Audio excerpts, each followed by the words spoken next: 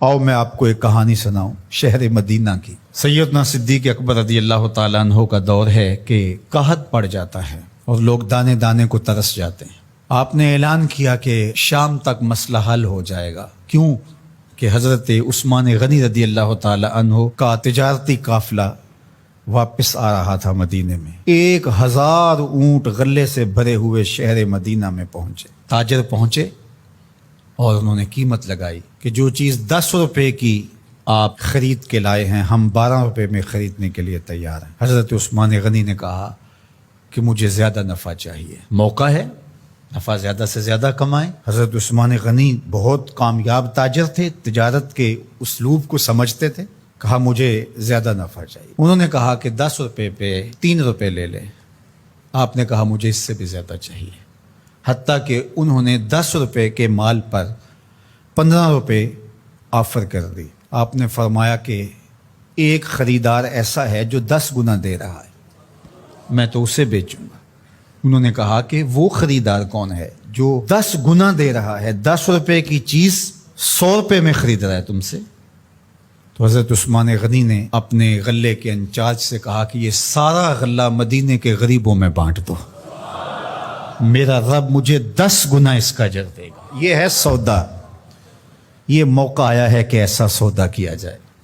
तो मुश्किल की घड़ियों में ये सोचें कि आज वो अपने बच्चों को लेकर के सड़क के किनारे बैठे हैं। 5-5, 6-6 करोड़ के बंगलों में रहने वालों, उनकी आरजू क्या है? एक खैमा कहीं से मिल जाए और उसको तान करके बैठ जाए, बीवी बच्चों के लिए पर्दा भी हो जाए और जुलसा देने वाली धूप से भी बच जाए।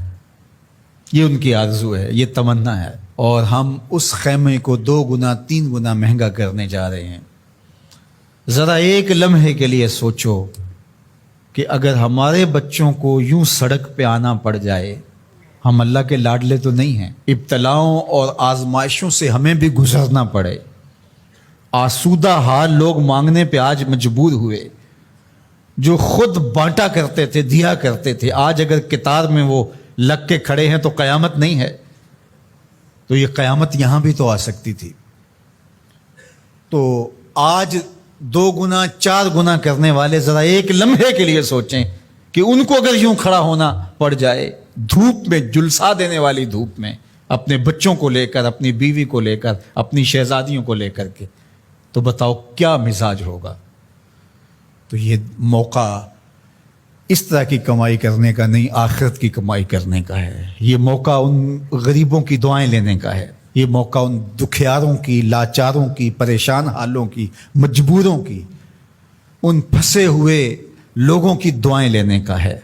दूसरी मेरी गुजारिश उन लोगों से है जो बेचारे सैलाब में फंस गए और अल्लाह ताला जल्ला शानहू ने उनको मौत के मुंह से निकाल करके ज़िंदगी नसीब फरमाई। अगर उनको ज़रूरी अशियाए खुर्दनी मिल जाती हैं और एक खैमा ज़रूरत का मिल जाता है तो वो इस पे इक्तफ़ा करें और जो यहाँ से जाने वाली मदद के लिए टीमें हैं उनका साथ दें और आगे उनको उन इलाकों में ले कर के जाएँ जहाँ अभी मदद नहीं पहुँची और लोगों की शदीद ज़रूरत है। तीसरी बात मैं हुकूमत वक्त से कहना चाहूँगा वो ये कि जो हुकूमत आज ख़ुद उनके लिए पैसे मुख्तस करती है और पूरी दुनिया से उनके लिए जो अमदाद आ रही है उसकी एक एक पाई उन हकदारों तक पहुँचनी चाहिए।